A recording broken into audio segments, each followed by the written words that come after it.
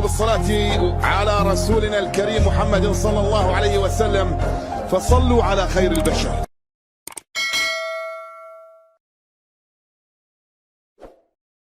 بسم الله الرحمن الرحيم. سيداتي نساتي سادتي أحبائي في كل مكان، السلام عليكم ورحمة الله وبركاته، وطابت أوقاتكم بكل خير. مرحبا بكم معنا في هذه المعركة الكروية الكبيرة هنا في سانتياغو برنابيو، الذي تعود إليه الحياة بعد غياب دام ل77 يوم منذ نهاية كأس العالم. اليوم يعود ريال مدريد الركض على ملعبه سانتياغو برنابيو وفي مباراة كبيرة ندعوكم جميعا للاستمتاع بأحداثها هنا في ربع نهائي الكوبا ديل ري بين ريال مدريد وأتلتيكو مدريد. يتجدد الصراع الأزلي والتاريخي والكبير والديربي الذي خطف الأنظار في ال10 سنوات الأخيرة بسبب توهج وتألق الفريقين أوروبيا قبل محليا.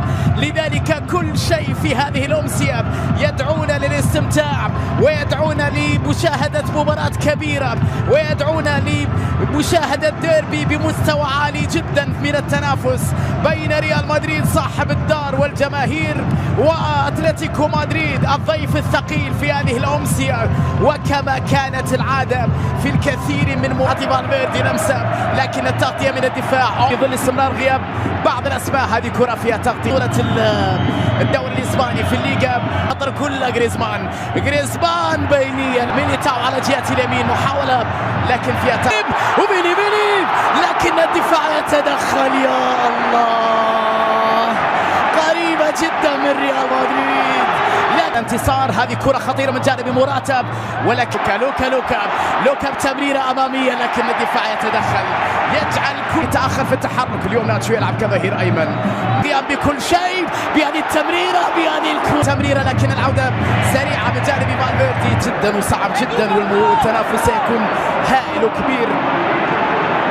تمريرة التحرك من جانب لوكا مودريتش، الكرة في مودريتش التمريرة، لكن الدفاع تحرك من جانب موليني يبحث عن اللمسة الأتلتيكو للهجوم. روخي بلانكوس في هذه التمريرة حلوة، مولينا بكرة، الله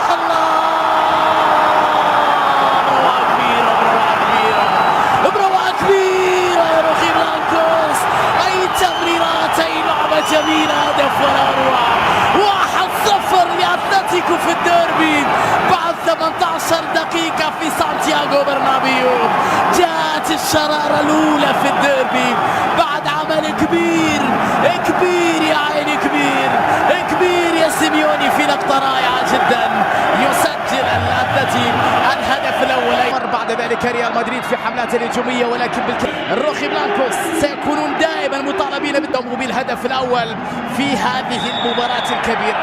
الكرة تعود إلى كورتوا، اللمسة إلى جريزمان، روعة جريزمان. العودة بعد ذلك إلى موراتا، صراع الكرة يكسبها ميليتاو بدون خطأ في قرار الحكم.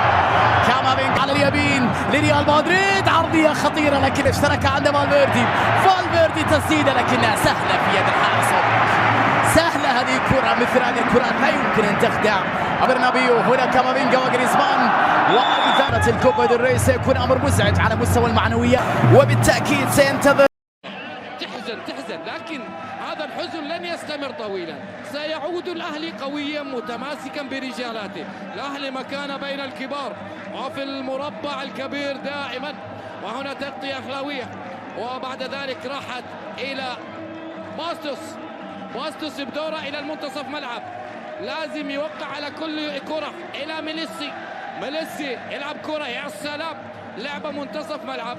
الأهلي بدأ في تنظيم إلى بارو، حتى الآن مودو بارو خطير اللاعب، خطير وإمكانياته كبيرة مع النادي الأهلي وفي الانتدابات مع مدرب جنوب إفريقي. هنا كرة منتصف ملعب، هشام فايق الهولندي صاحب الإمكانيات الكبيرة، والنادي الأهلي اللي يلعب كرة أهلاوية ممتازة، يبحث عن بارو، يسدد كرة الصد الراقي.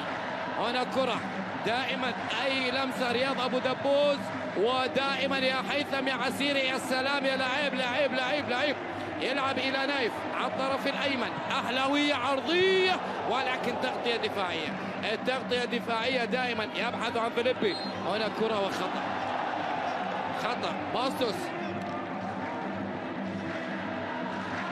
أعطينا لمحة مخرج على الجمهور، أعطينا لمحة على هذا الجمهور وهذا الخطأ. تدخل بعد ذلك خطأ. هنا وليد معاذ رئيس النادي تيسير الجاسم اللي سجل آخر هدفين في مرمى العروبة في الدوري الممتاز. العروبة كان يلعب في الدوري الممتاز. وهنا كرة مرتدة سريعة لهيثم عسيري. هيثم عندك كرة، هيثم في الارتداد السريع يبحث عن مين؟ يبحث عن حسن العالي والتغطية الدفاعية. الصورة جت على رئيس النادي.